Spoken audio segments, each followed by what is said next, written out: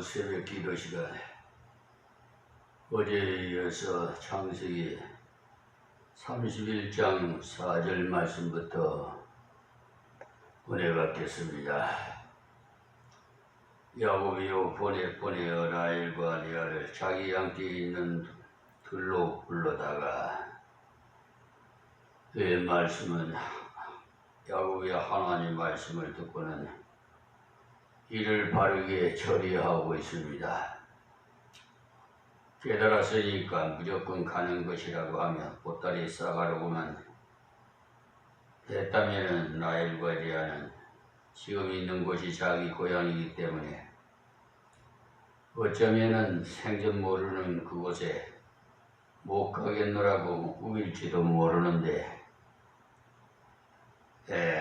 못 간다는 사람 멱살 잡으러 못 갑니다. 그 당시는 가부장 제도이기 때문에 사실은 남자가 이랬다 하면 다 따라가야 합니다. 그러나 야곱은 강제로 하지 않고 부인들을 불러서 의논을 했습니다.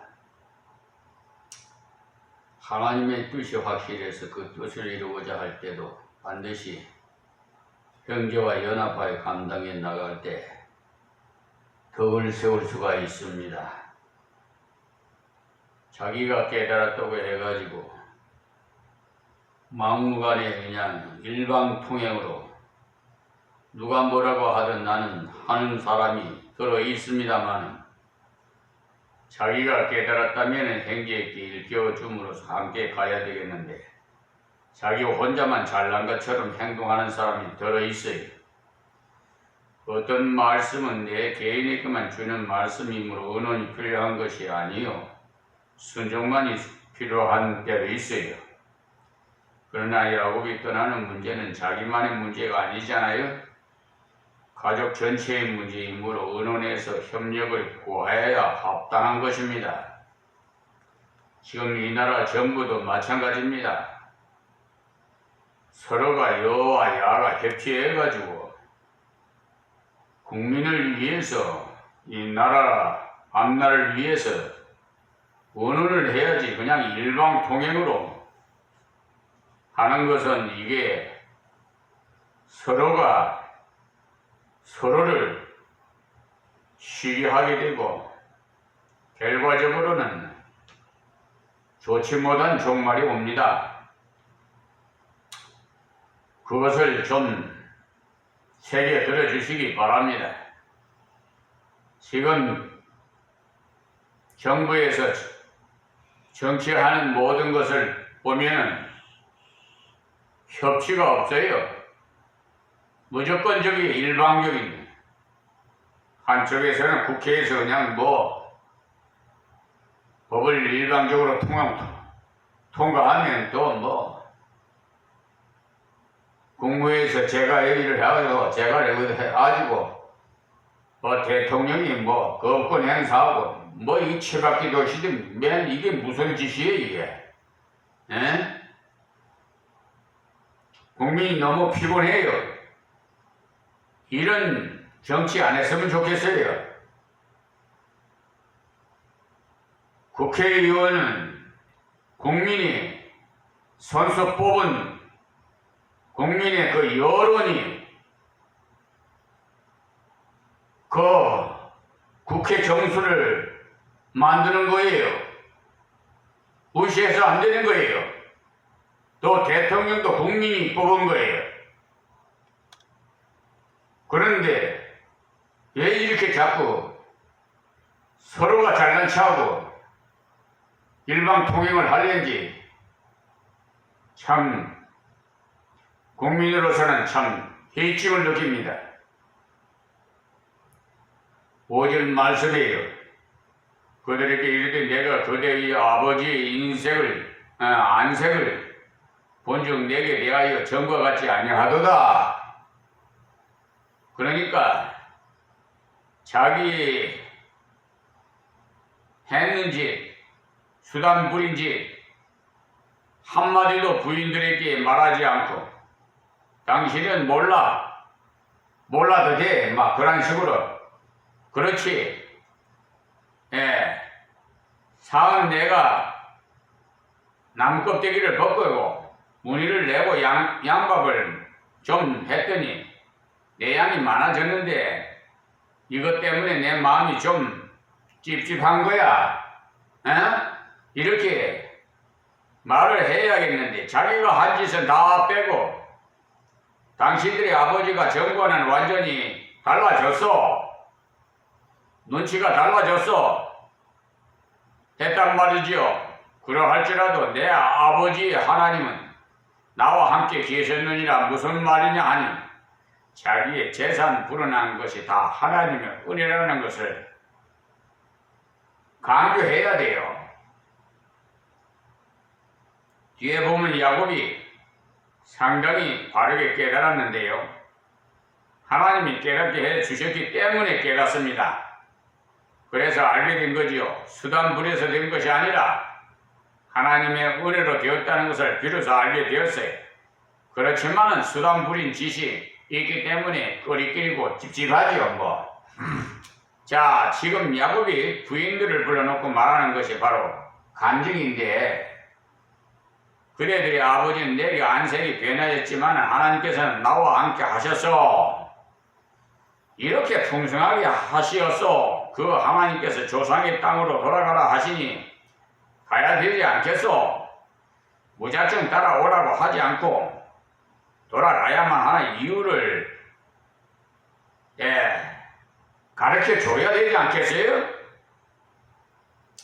어떻게 생각하면 믿음이 어려서 말의 전도를 알아듣겠나 하면서 잔소리 말고 따라오라고 할 텐데 무조건으로 하는 식의 태도는 누구든지 조심해야 됩니다. 가정에서 헌금 드릴 때도 11조는 의무 헌금이기 때문에 은은이 필요한 것이 아니라 순종이 필요합니다만 예를 들어서 추수감사 헌금이라든지 구제 헌금이라든지 특별 헌금 드릴 때 부인과 아무 언어 없이 명령적으로 드리면 부인은 너무 많다고 짜증을 내요. 또 반대로 부인이 만약에 남편한테 언어도 없이 그냥 드렸다면 남편이 짜증내겠죠. 그럴 때 또 남편이 저 양반이 믿음이 없어서 유행 이해할 수 있어야지 하면서 몰래 드리는 분들이 있는데 그렇게 드리면 하나님께 영광 돌리지 못해요. 추수감사 헌금 드릴 경우에 온 가족이 모인 가운데 우리 가정에 올해 주신 은혜가 이런저런 것이 있고 또 아이들도 공부도 잘했고 돈으로 세마자면 몇백만 원을 드려도 부족하겠지만은 우리 생활력이 이러하니까 나는 이 정도 드릴 계획인데 당신 생각은 어떻소? 은은한 것과 무조건 드린다고 하는 것과는 전혀 다르지요. 자기는 믿음이 좋으니 이런 식으로 끌고 나가면 가정에 평화도 없고 하나님의 영광도 못 돌립니다. 그런데 야곱은 은은을 잘했어요. 하나님께서 이렇게 말씀하셨고 또 환경도 이로써 계속 간증을 하는데 6절 봅시다. 그대들도 알거니와 내가 힘을 다해 그대들의 아버지를 섬겼거늘. 그러니까 지금까지 20여 년을 일했는데 정말 마음먹고 일했다는 말입니다. 힘을 다하여라는 말이에요. 성도가 세상에서 일할 때도 사람에게 하듯 하지 말고 주께 하듯 하라고 성경에 말씀하시거든요. 힘을 다했다는 말은 최선을 다했다는 말이거든요. 그러냐 하나님 앞에서 감당했다는 말입니다. 그런데 대접을 옳게 해주지 않더라는 것. 여러분이 하나님의 뜻대로 맡은 일을 감당했는데도 불구하고 대접을 못 받을 경우도 많아요. 야곱도 자기 힘대로 다 했지만 외삼촌은 품삯을 계속 변경했습니다. 7절 말씀이에요. 그대들의 아버지가 나를 속여 품삯을 10번이나 변형하였느니라. 그러니까 사람은 누구나 믿을 것이 못 된다는 거예요. 그래서 저는 항상 모든 분들께 설교할 때나 당부할 때 목사도 사람 여러분과 똑같은 성정이기 때문에 목사님을 믿지 마세요. 하나님을 믿어야지. 목사님을 믿으면은 여러분 시험 듭니다. 그러니까 어느 누구든지 사람을 믿지 말고, 사람은 섬기는 대상이고 사랑하는 대상이지 믿음의 대상은 아닙니다. 이렇게 가르쳐줘도 또 실천하지도 않아요. 또 꾸역꾸역 자기 고집대로. 그건 뭐 할 수 없지요. 뭐 가르쳐줘도 안 들으면 뭐 자기의 자기가 행한 대로 다 그대로 돌아옵니다. 사람은 절대로 믿을 대상이 아닙니다. 그러므로 여러분이 성경을 잘 배워서 하나님 의지하는 것을 배워야 되는 것이지, 주의 종을 의지한다든지 하면 큰일 납니다. 하나님을 의지하면 신실한 주의 종도 만나고 좋은 지도자도 만날 수 있어요. 그러나 자꾸 사람을 의지하면 사람에게 당합니다. 사기도 당하고 말이에요. 성추행도 당하고 더러운 짓거리. 하나님께서 그것을 깨닫게 하기 위한 방법으로 실패를 젊게 하세요. 야곱은 이때 정말 사람 의지할 바 못된다는 것을 알았어요. 남도 아닌 외삼촌이 자기 품삯을 10번이나 변경했다는 것을 보십시오. 사람 믿어서 되겠어요? 그러나 하나님이 그를 금하사 나를 해치 못하게 하셨으며 말씀하십니다. 이 말씀은 무슨 말씀이냐 하면, 외삼촌은 자기 약은 수법으로 품삯을 변경했지만은 그 때마다 하나님께서 간섭하심으로써 자기의 노동의 정당한 대가를 찾아 먹을 수 있게 하시더라는 겁니다. 그 내용이 8절인데요. 자, 8절 봅시다. 그가 이르기를 점 있는 것이 네 싹이 되리라 하면 온 양떼에 나은 것이 점 있는 것이요. 보십시오. 원래 이런 것은 간혹 났는데 나았다 하면 점 있는 것이라는 거예요. 그래서 라반의 속이 불불 아마 끓어서 야곱에게 말하기를 안 되겠다. 이래서 안 돼. 라반의 속이 불불 끓어서 야곱에게 말하기를 이렇게 전부 점이 있고 아롱진 것만 새끼를 낳으니까 약속을 취소하겠다. 그 중에 점이 있는 것이나 해라. 변경하니 그때부터는 또 나은 것마다 점 있는 것이 태어나더라는 거예요. 또 라반이 보니 온통 점 있는 것이라서 안 되겠다.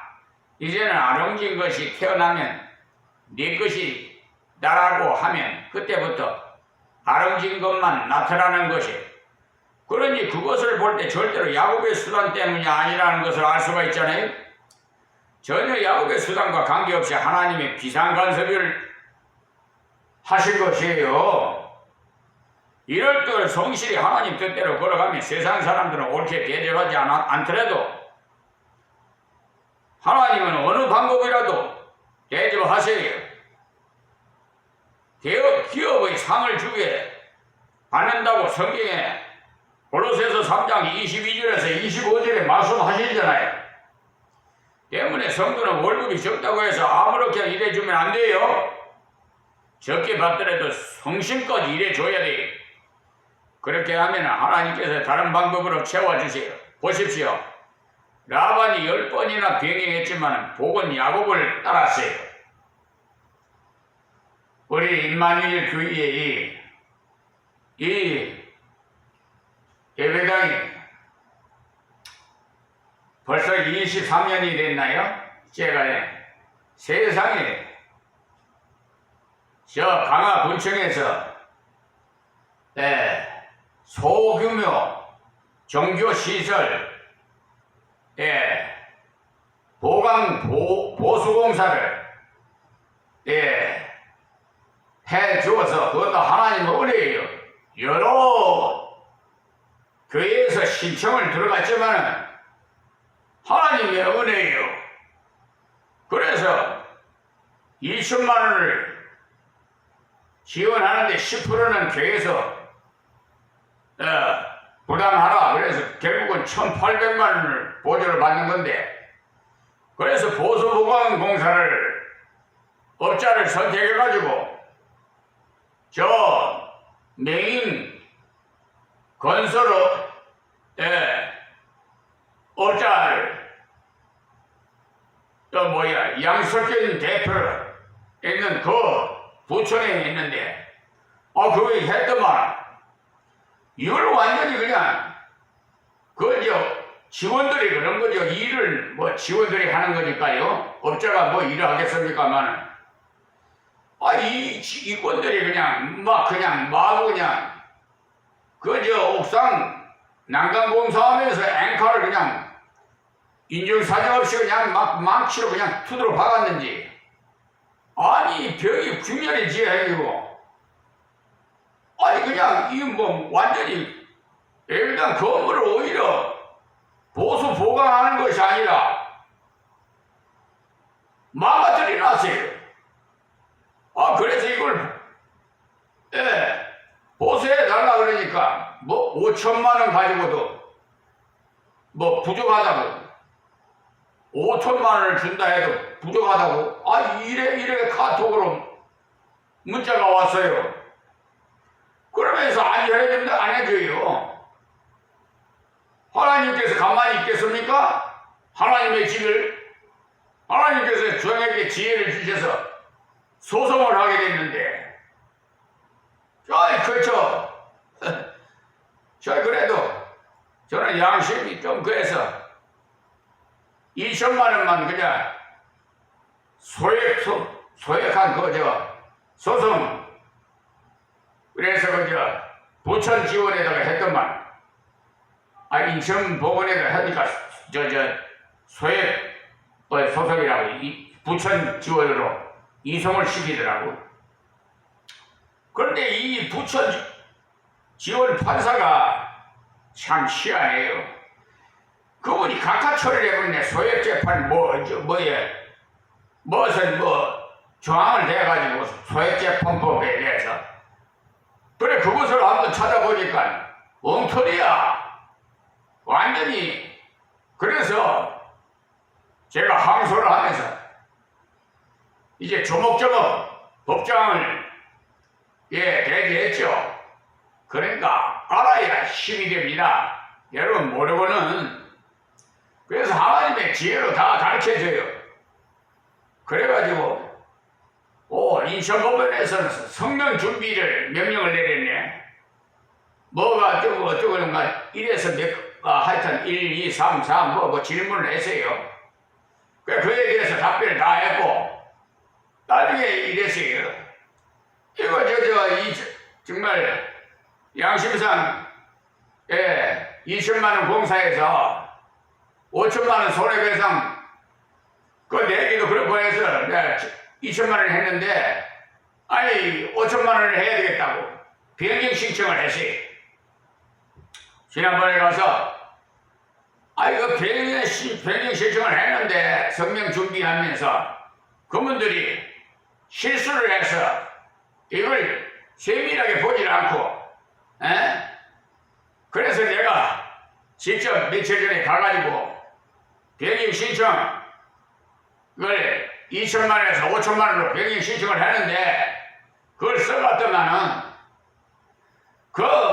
민사상부에서 하는 말이 담당자가 할 말이 없으니까 뭐에 대해서 자기가 잘못했다고 이래야 되는데 하여튼 자기의 한 일을 합리화시키고 잘못을 시인하지 않아요. 이런 것이 공무원이 이런 것이. 그래서 그냥 아무 소리 안 하고 따지지 않고 그냥 그 인지대가 2천만 원과 5천만 원과 인지대가 달라요. 이 인지대 보정하고 돌아왔습니다. 그러니까 무엇이든지 알아야 됩니다. 그래 지금 현재 여름철 장마철에 비가 폭우가 쏟아지면 물이 벽에서 그냥 줄줄 흘러가지고 예, 바닥에 물이 흐르고 이게 비가 새지도 않던 곳이 이제 또 새기 시작하고 그래요. 예? 그리고 옥상에 방수한 것은 그냥 다 벗겨지고 이게 말이야 이게 아주 그냥 형편없는 난림공사 그냥 완전히 망가뜨려 놨어요. 그래서 그걸 첨부서를 다 사진을 찍어가지고 올려놨습니다. 그러니까 대충대충 이렇게 하다 보면은 오히려 더 피해가 입는다는 것을 알아야 돼요. 성실히 해야지. 에? 나는 그분을 딸이 교회 다닌다고 그래서 좀 한 영혼이라도 구원시키려고 좋게 제가 속이 부글부글 끓지만은 참고 하나님께 기도하고 이걸 공사를 해달라고 보강 공사를 해달라고 아이 벽에 방수 이걸 실어 놓으니까 비가 새니까 그 균열진 데서 비가 물이 들어오니까 이게 벙벙해 풍선같이 벽에서 변한 게 물이 차여가지고 벙벙해. 그걸 사진을 찍었죠. 나중에 벙벙하다 보다 이제 물이 나갈 데가 없으니까 터져가지고 밑으로 흘러내리니까 바닥이 그냥 마룻바닥을 깔아놨는데 그 마룻바닥이 다 변질돼가지고 시커먼 부식되게 아주 그냥 썩어가고 있어요.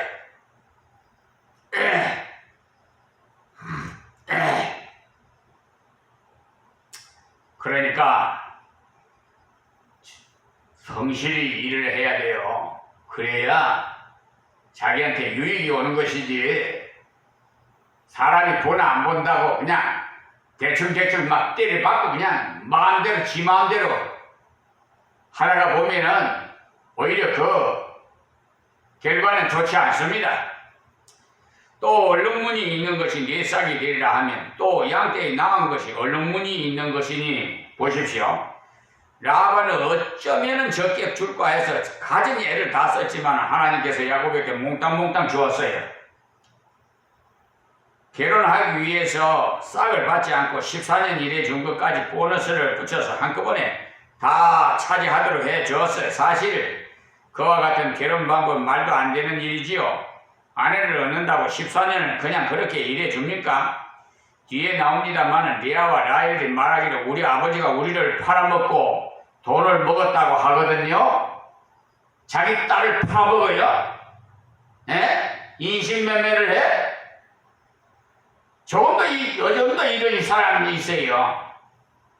원래는 사이 될 사람이 은 20개를 신부감에 주면은 그 은 20개는 딸에게 주는데 그것이 지참금입니다. 그런데 이 라반은 얼마나 인색이 했던지 그런 것까지도 딸에게 하나도 주지 않았다는 거예요. 그렇기 때문에 하나님께서 그런 것까지도 몽땅 찾아서 야곱에게 주신 겁니다. 그러니 하나님의 말씀대로 신실하게 일하면 사람이 아무리 끌어내리려고 해도 하나님께서 이리저리 채워주십니다. 이 사실을 믿어야 성도의 처신이 의젓해져요. 어떻게 하면 월급을 더 받을고 노사분기를 일으킬까? 눈치 살피지 않아도 하나님을 바라보고 걸어가면 하나님께서 반드시 채워주십니다. 다음 9절에 하나님이 이같이 그대들의 아버지 짐승을 빼앗아 내게 주셨느니라. 보십시오. 하나님께서 철저히 야곱을 위하여 간섭하셨다는 거예요.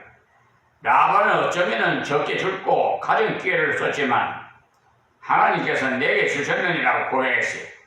야곱이 하나님의 은혜를 깨달았는데 괴로움을 실컷 당한 후에야 주겠느니라고 고백할 수 있도록 깨달았어요. 1절부터 하나님께 의지해서 나의 억울함을 돌아보소서 기도하고 하나님 바라보았다면 일찍이 주셨느니라. 이 은혜를 깨달아 멋있게 걸어갔을 텐데 그렇지 못하였기에 수단을 부렸다가 늦게야 깨달았어요. 다음 10절입니다. 그 양떼가 새끼 될 때 내가 꿈에 눈을 들어보니 양떼를 탄 수양은 다 얼룩무늬 있는 것, 점 있는 것, 아름진 것이었더라. 그때는 계시가 완성되지 않았기 때문에 꿈으로 계시를 많이 전달해 주셨어요. 야곱이 꿈에 보니까 양들이 전부 자기 것이더라는 거예요. 하나님께서 점있고 얼룩진 수양 있게 정력을 강하게 하셔서 암양들을 지배하도록 만드셨어요. 그런데 이 부분만을 본다면 알아지는 것이 아니에요. 뒤에 하나님이 다 설명해 주시는데, 그래서 바르게 알게 되는 것이지 꿈만 보았다면 왠일고 했을 거예요. 자 11절입니다.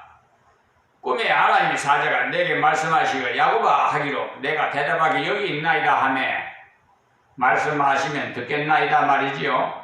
하나님 말씀에 대해서 성도가 마땅히 이런 태도를 취해야 바르게 깨달을 수가 있어요. 사무엘서에도 사무엘을 그렇게 이제 하나님께서 사무엘아 사무엘아 불렀죠. 그와 같이 누구든지 하나님의 음성을 듣는 자가 참 복 있는 사람이에요. 자 12절에요. 가라사대 네 눈을 들어보라.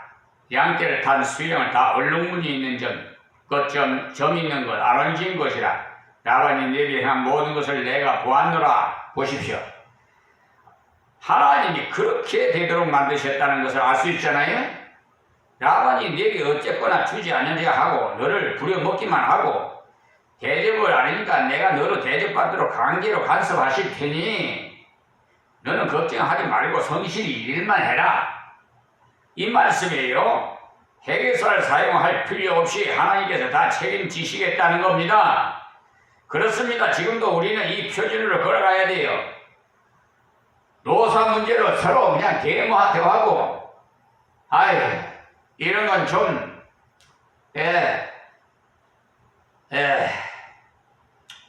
자제하시기 바랍니다.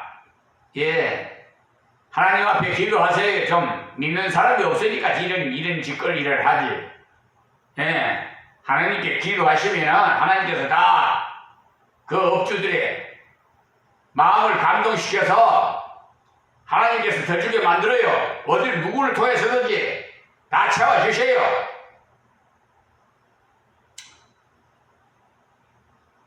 우리가 살아가는 길이 멋있게 살아야 되지 않겠어요? 째째하게 그렇게 살지 말고 사람 눈치 보지 말고 말이에요. 자 13절에 나는 베델 하나님이라 그랬어요. 앞에서 배운 28절에서 야곱을 만나 약속하신 그 하나님이라는 말씀이에요. 베델의 하나님은 약속의 하나님이 은혜의 하나님이요 신실하신 하나님이시라. 말씀하신 그대로 이루어주시는 하나님이시라. 네가 거기서 기둥에 기름을 붓고 거기서 내게 서원하였으니 지금 일어나 이곳을 떠나서 네 출생지로 돌아가라 하셨느니라. 보십시오. 무슨 말이냐 씀이냐 하면은 하나님께서 야곱에게 나는 네게 약속을 다 이루었는데 너도 내게 대한 약속을 지켜라. 이 말씀이에요. 하나님의 은혜를 맛보았거들랑 은혜 받은 자답게 살아가라. 이 말씀이에요. 이것이 하나님의 은혜가 아니고 뭡니까? 네가 그렇게 살고 있으니까 내가 이렇게 주겠다는 말 아닙니까? 은혜를 받았으니 받은 자답게 살아라. 지금도 제가 자주 강조합니다만 자주 복 받으려고만 하지 마세요. 복 받았으니 감사하고 복 받았으니 헌신하는 것이 자꾸 복을 받으려고만 하니까 피곤하기 그리 없죠. 어느 분이 그러더라고요. 이방인이 그래요. 예수 믿는 사람들은 매 기도할 때마다 주십시오만 한다고. 좀 주겠다는 기도는 안 하더라고. 아니 세상에 오직 하면 이방인들이 그런 말까지 해. 여러분 한번 생각해 보세요. 뭘 주겠다 드리겠다고 기도한 일 있습니까? 맨 뭐 어떻게 하면 조건부로 뭐 이렇게 해주시면 드리겠습니다는 조건부 이런 거래. 하나님과 거래를 해요? 그러니까 이 성경에 지식이 없고 하나님의 뜻을 모르지. 하나님께서 야곱에게 약속하신 대로 다 이루어 주셨으므로 야곱도 하나님께 약속한 대로 지키라는 말씀이에요. 내게 서원하였으니 서원을 함부로 하는 거 아니에요? 이 말은 야곱 네가 자원에서 앞으로 이러이러하게 순종하겠다고 했으니까 그 약속대로 이루어라. 이 말씀이에요. 하나님께서 먼저 야곱에게 은혜를 풍성히 베풀어 주셨으니 은혜 받은 자답게 살아라는 말씀. 우리 그리스도인의 행위는 전부 여기서 나와요. 그리스도의 삶은 은혜 받았기 때문에 그 은혜 감격에서 하나님을 기쁘시게 해드리기 위해서 순종하는 겁니다. 야곱이 아내들 앞에서 이렇게 간증을 나오고 나니까 아내들이 어떻게 반응하였는지 다음 절 봅시다. 그런데 시간이 또 다 됐네요. 오늘 여기서 마치고요. 다음 시간을 기대해 주시기 바랍니다. 하나님 고맙고 감사합니다. 귀 있는 자는 다 듣고 다 자신을 성찰하고 회개하고 올바른 신앙생활을 하게 하여 주시옵시고 이방인들도 다 예수를 믿어서 구원받고 천국에서 다 만날 수 있도록 하나님 은혜를 베풀어 주시옵소서. 이 나라의 이 백성 불쌍히 여기시고 대통령을 비롯해서 모든 위정자들 다 회개시켜 주시옵소서. 예수님의 이름으로 기도합니다.